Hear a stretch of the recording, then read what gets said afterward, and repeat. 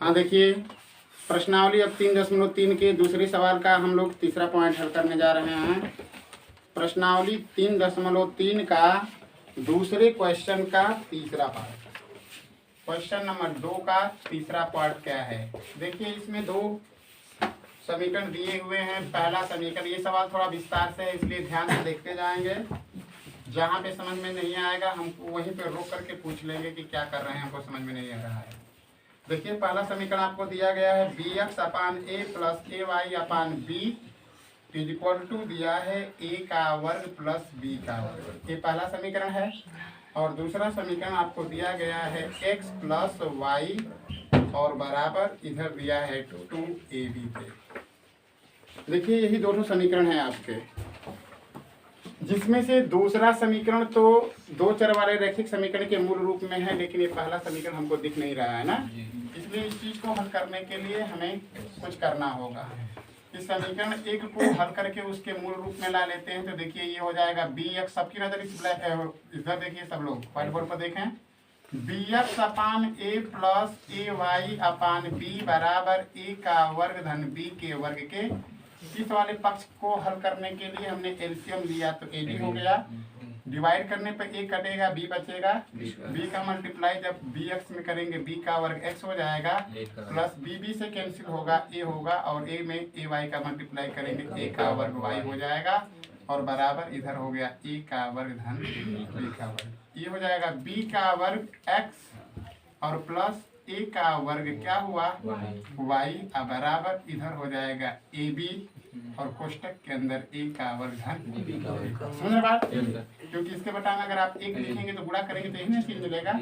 अब हमारा पहला समीकरण का रूप हो गया बी का वर्ग एक्स धन ए का वर्ग वाई बराबर ए बी कोष्टक के अंदर ए का वर्ग धन बी का वर्ग। समीकरण 2 पे हम विचार करें। समीकरण 2 पर हम विचार करते हैं तो हमको कोई भी चीज बराबर नहीं नजर आ रहा है, ठीक है ना। ये हमारा समीकरण 2 था, ये समीकरण 1 का ये रूप आपको प्राप्त हुआ। अब इन दोनों समीकरणों को एक जगह लिखें। समीकरण 1 तो हमारा ये है और समीकरण 2 हमारा दिख रहा है कि x प्लस वाई बराबर 2ab की। ये समीकरण नंबर 2। अब आपकी इच्छा हुई कि इसमें से किस चर के पद को बराबर करना चाहते हैं। अगर y के पद को अगर बराबर करना चाहते हैं तो समीकरण 2 में a के वर्ग का गुणा करना पड़ेगा। अगर x वाले गुणांक को बराबर करना चाहते हैं तो b के वर्ग का गुणा करना पड़ेगा। और इस स्थिति में हम देख रहे हैं कि कहीं भी इधर वाले पक्ष में ऋण नहीं है ना, इसलिए कन्फर्म है कि उसको घटाना पड़ेगा, ठीक है। तो हमने लिख दिया यहाँ पे कि समीकरण 2 में b के वर्ग का गुणा करके ना उसे समीकरण 1 से क्या करने पर घटाने पर। यानी ये जो समीकरण 2 है, इस समीकरण में आपने b के वर्ग का गुणा किया ताकि x का गुणांक बराबर हो जाए। तो समीकरण अगर इसके में अगर गुणा करते हैं तो आपको मिल जाएगा ये b का वर्ग x प्लस b का वर्ग y बराबर 2ab का पावर 3। कोई दिक्कत? b के वर्ग का जब गुणा करेंगे इस 2ab में तो 2 होगा a या b का घाते 3। अब ये समीकरण नंबर आपका दूसरा हुआ। आपने लिखा है कि समीकरण 2 में b के वर्ग का गुणा करके उसे समीकरण 1 से घटाने पर। तो समीकरण 2 का रूप अब ये हो गया। अब क्या करेंगे, समीकरण 1 से इस चीज को घटाएंगे। तो समीकरण 1 लिख लीजिए। समीकरण 1 ही लिखते हैं तो b का वर्ग x धन a का वर्ग y धन a बराबर है ab और कोष्टक के अंदर a का वर्ग धन b का वर्ग। इसमें से आप घटाने जा रहे हैं b का वर्ग x धन b का वर्ग y बराबर 2ab का घाते 3। इसमें से क्या कर रहे हैं आप, घटा रहे हैं। घटाइए, ऋण ऋण ऋण, x वाला पद कैंसिल होगा, a वाला पद बचा। अब क्या बचा, तो बच गया हमको a का वर्ग y माइनस b का वर्ग y बचेगा ना, क्योंकि ये आपस में जुटेंगे, घटेंगे नहीं, क्योंकि यह a का वर्ग है, ये b का वर्ग है, इनका कोई तालमेल नहीं है क्योंकि ये विजातीय लग रहे हैं, ठीक है ना। तो इस कंडीशन में इनको जस का तस लिखना होगा। बराबर इधर वाले पक्ष में आएंगे तो फिर वही बात है। तो इसका मतलब हम लिख देंगे ए बी कोष्टक के अंदर a का वर्ग धन b का वर्ग और माइनस 2ab का घाते 3 हो गया। अब आगे हल करते हैं। देखिए ये हो जाएगा a का वर्ग y ऋण b का वर्ग y बराबर मल्टीप्लाई कर दीजिए, a का पावर 3b होगा अब प्लस ab का घाते 3 हो जाएगा और ऋण 2ab का पावर 3। आगे चलते हैं, इसमें से y को कॉमन कर लीजिए, a का वर्ग माइनस b का वर्ग बराबर इसको हल कर लीजिएगा तो ये पद समान दिख रहे हैं तो कन्फर्म है कि ये हो जाएगा a का क्यूब b और माइनस ab का क्यूब। कोई दिक्कत है तो बोलो। ये तो विजातीय है, इसको लिख दिया गया। ये दोनों सजातीय पद दिख रहे हैं लेकिन ऋण वाला अधिक है। कितना अधिक है? 1 अधिक है। तो इसका मतलब y कोष्टक के अंदर a का वर्ग माइनस b का वर्ग बराबर, इसमें से आप कॉमन क्या करेंगे? ए बी को कॉमन कर सकते हैं, ए और बी कॉमन हुआ, ठीक है ना। तो जब ए बी को कॉमन करेंगे तो यहाँ पर बच जाएगा ए माइनस क्या होगा बी। देखिए ए का वहाँ सॉरी ध्यान से देखें, ए का क्यूब बी है और ए बी का क्यूब है। हमने इसमें ए बी को कॉमन किया तो यहाँ पे 2 ठो अभी ए बचेगा, यहाँ पर 1 ठो ए निकल गया, 1 ठो बी निकल गया तो ये बी का वर्ग बचेगा। इसलिए y बराबर ए बी कोष्टक के अंदर ए का वर्ग माइनस बी का वर्ग और बटा में ए का वर्ग माइनस बी का वर्ग। ये दोनों आपस में क्या होंगे? कट जाएंगे। y का मान क्या मिला?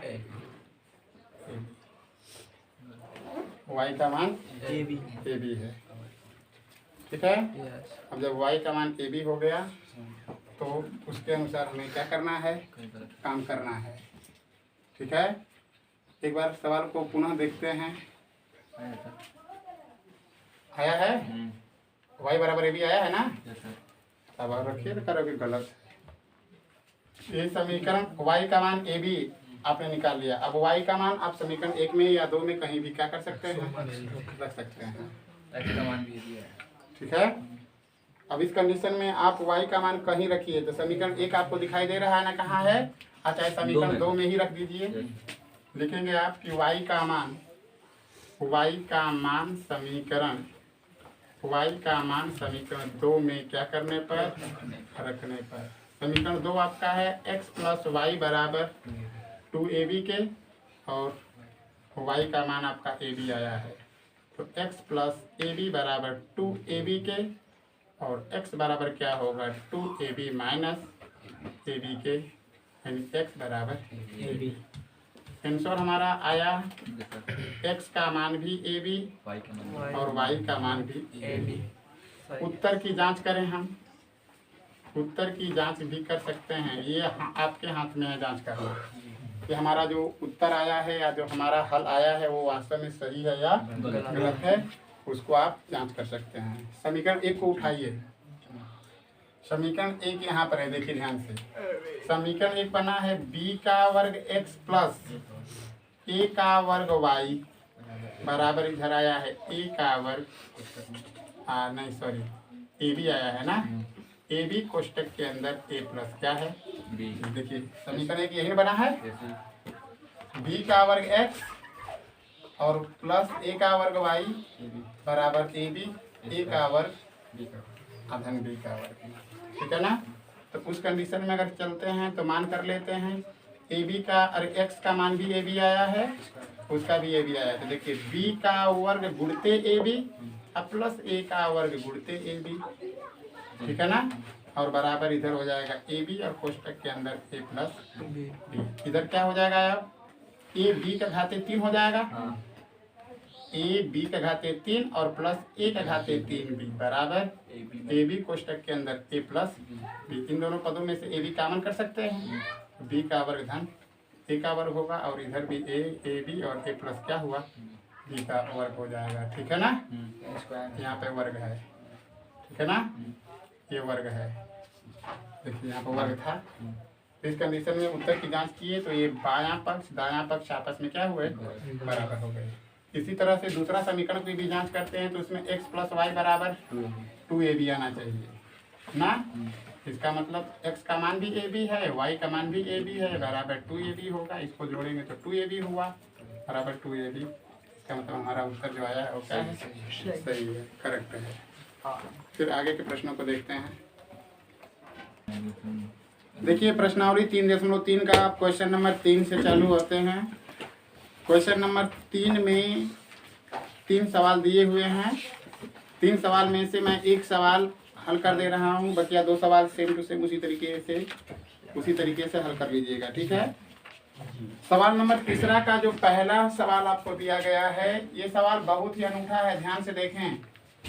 ये है दिया है 89x plus 91y equal to दिया है 449, समीकरण 1 है। ध्यान से देखें, ये सवाल बहुत ही मजेदार है। 91x फिर दिया है प्लस 89y और बराबर 451, समीकरण नंबर 2, ठीक है। फिर से बतलाते हैं।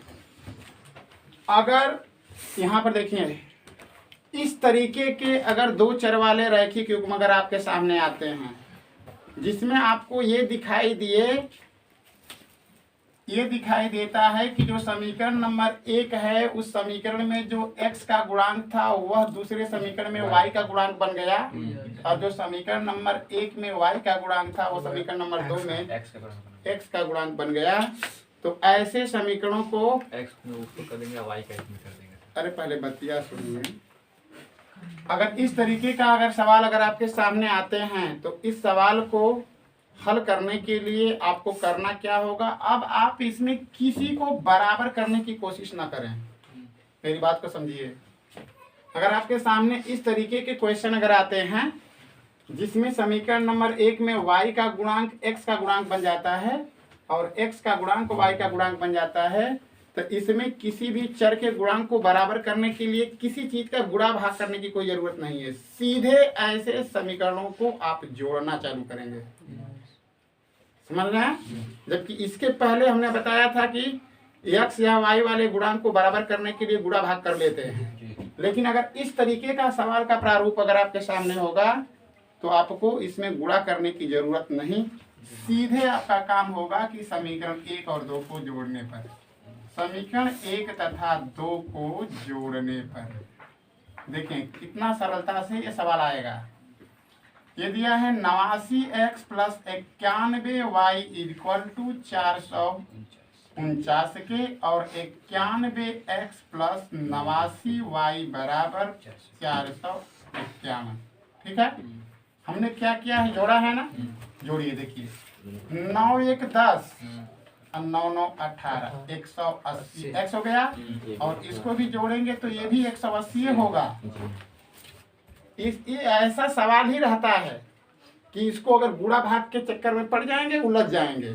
क्योंकि अगर बराबर करने की कोशिश करेंगे तो आप कहेंगे कि हे के बराबर करेंगे तो 91 का गुणा करें, हे के करेंगे तो 89 का गुणा करें, ऐसे करेंगे फंस जाएंगे सवाल में। सीधे अगर इस तरीके के सवाल का प्रारूप आता है तो आप सीधे उन दोनों समीकरणों को जोड़ लेंगे।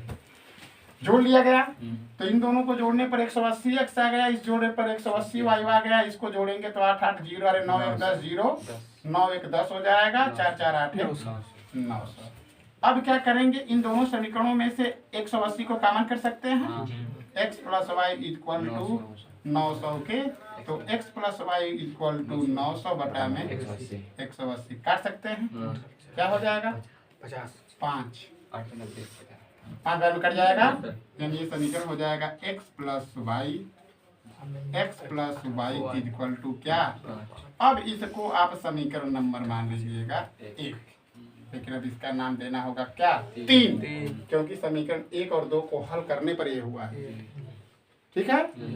पुनः क्या करेंगे, पुनः वही काम करेंगे, एक बार घटा लेंगे, लिखेंगे यहाँ पर पुनः समीकरण 1 से समीकरण 2 को क्या करने पर, बात फिर से समझ लीजिए।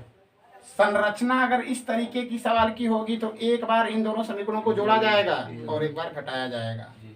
तो देखिए ये हो जाएगा 89x plus 91y equal to 449, और 91x plus 89y equal to 451। घटाने की बात कही गई है, ऋण ऋण ऋण, 91 अधिक है, ऋण चिन्ह लगा दिया गया। कितना अधिक है? 91 में से 89 को अगर आप घटाते हैं तो कितना अधिक है? 2। तो ऋण 2x हो गया। और इसको करेंगे तो धन 2y हो जाएगा। धन वाला अधिक है बराबर, और इसमें से घटा लीजिएगा, ये भी 2 आएगा क्योंकि 451 है और 449 को अगर घटाएंगे तो 1, लेकिन -2 आएगा ना। अब क्या करेंगे? इसमें से ऋण 2 को कॉमन कर दीजिएगा। ऋण 2 कॉमन करेंगे तो ये क्या बनेगा आपका? ऋण धन x और ऋण y बराबर ऋण 2 के इधर डिवाइड कर दीजिएगा। ये हो जाएगा आपका x माइनस वाई बराबर -2 अपान -2 इक्वल टू क्या हो गया? 1। यानी समीकरण एक तो हमको मिल गया कि x minus y equal to कितना के? 1। अब इस समीकरण इसको समीकरण नंबर क्या मान लेंगे? 4। ठीक है। फिर से सुन लीजिए, इस तरीके का संरचना है क्योंकि सवाल नंबर 3 के जितने भी तीनों सवाल हैं इसी रूप के हैं। एक समीकरण का जो x का गुणांक है दूसरे समीकरण में y का गुणांक बन रहा है और y का गुणांक x का गुणांक बन रहा है। तो एक बार इन दोनों समीकरणों को जोड़ करके एक समीकरण प्राप्त कर लेंगे और एक बार घटा करके। तो ये समीकरण जो ये आपको 3 और 4 मिले हैं इसी को आपको प्रूफ कर लेना होगा, इसी को हल कर लेना होगा। सीधे हम लिखते हैं कि समीकरण 3 तथा 4 को जोड़ने पर, समीकरण 3 तथा 4 को जोड़ने पर, क्यों जोड़ने पर? क्योंकि हम देख रहे हैं कि एक समीकरण हमारा x plus y equal to 5 है और एक x minus y equal to 1 है। जब जोड़ेंगे तो ये कैंसिल हो गया। 2x इक्वल टू 6 के तो x इक्वल टू 6 अपान 2 यानी x का मान कितना आ गया? 3। अब मान रख लेंगे x का मान समीकरण 3 में रखने पर, का मान समीकरण 3 में रखने पर, x का मान समीकरण 3 में रखने पर रख लेंगे। समीकरण 3 है आपका x plus y equal to 5 के, तो 3 प्लस वाई इक्वल टू 5 के, तो y बराबर 5 माइनस 3 के, y का मान क्या हो गया? 2 हो गया। ठीक है। इस तरीके से आपका आंसर आया क्या? x बराबर 3 और y बराबर 2। दूसरी बात, अगर सवाल की ऐसी संरचना होगी, अगर इसको x के या y के गुणांक को बराबर करने के लिए किसी संख्या से अगर आप गुणा करने लगते हैं तो गुणा करने पर भी वो इक्वल हो सकता है, बात समझ रहे हैं ना। लेकिन लाम काम बढ़ जाएगा आपका, लाम काम बढ़ जाएगा मतलब कि गुणा भाग ज्यादा कुल करना होगा। इसलिए जैसे यहाँ पर प्रारूप देख रहे हैं, प्रारूप का मतलब ये y का गुणांक बन रहा है, ये x का गुणांक बन रहा है, ये दोनों संख्याएं दोनों समीकरणों में सेम आ रही हैं। तो एक बार इन दोनों समीकरणों को जोड़ दिया जाएगा और एक बार घटा दिया जाएगा। ठीक है। तो एक बार जोड़ वाला समीकरण से जो समीकरण मिलेगा वो और एक बार घटाने से जो समीकरण मिलेगा वो, उनको हल करके ये चीज कर लेंगे। उत्तर की जांच करेंगे तो आपको वही चीज मिलेगा। जैसे देखिए, उत्तर की जांच अगर करते हैं, उत्तर की जांच अगर आप कर रहे हैं तो पहला समीकरण आपका दिया था 89x प्लस 91y आना चाहिए 449। ठीक है। ये हो जाएगा 89 गुणते 3 प्लस 91 गुणते 2। ठीक है ना। अब करिए, 29 27 को 7 हाथ में लग गया 2, 8 के 24 2 26 प्लस 9 1 का 2 1 कम 2 हो जाएगा और 9 गुना के 18। ठीक है। अब इसको जोड़ लीजिएगा, 7 2 9 8 6 14 3 1 4, दोनों तरफ 449 आया ना।